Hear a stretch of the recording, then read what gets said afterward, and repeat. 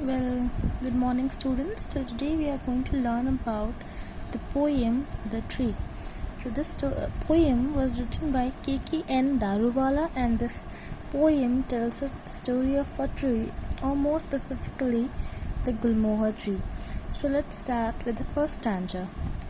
Next to the track beside our house, Dad planted a Gulmohar tree. We tended it, we watered it, it wanted more and more. So the first stanza tells us where the tree was and who had planted the tree and what the kids have done with the tree.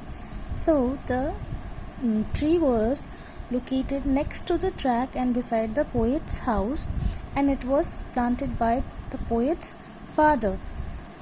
The kids, what they did, they used to look after the tree. Tended means taking care of or looking after. How they looked after the tree? They watered the plant, but they are telling the more they took care of it, the more and more it wanted. Come to the next stanza.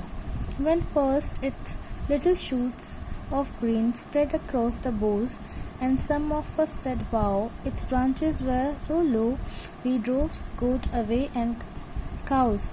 So he's telling when the kids had planted the tree, they were looking after it, and when it was very small, it had little shoots of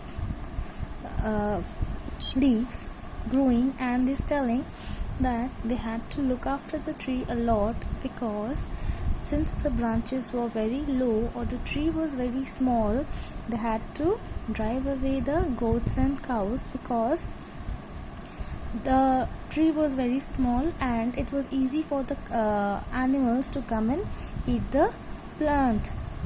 It really kept us on our toes. A baby tree needs care. Next year the green first changed to leaf. It turned into a red-roofed tree, a thing of beauty rare.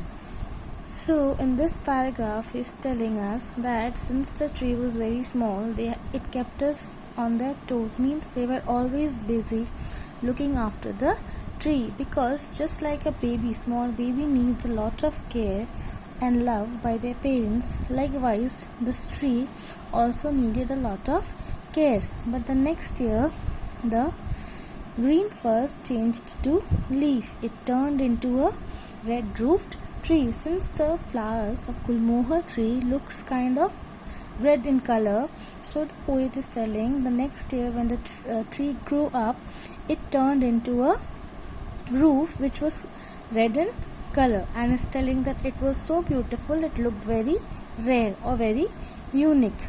Next paragraph.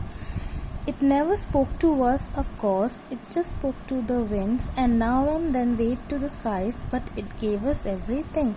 So he's telling that though we looked after the tree just like a mother looks after their baby, but the tree never spoke to us. It only spoke to the winds. How?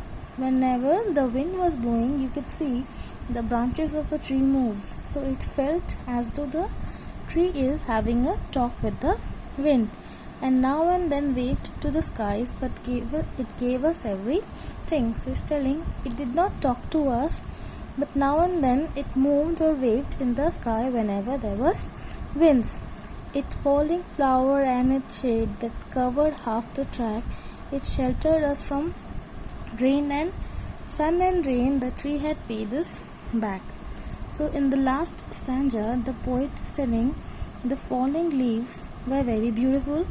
It also gave us shade. It covered the track with its beautiful flower. It gave us shelter from the sun and rain, and this is how the tree was paying them back.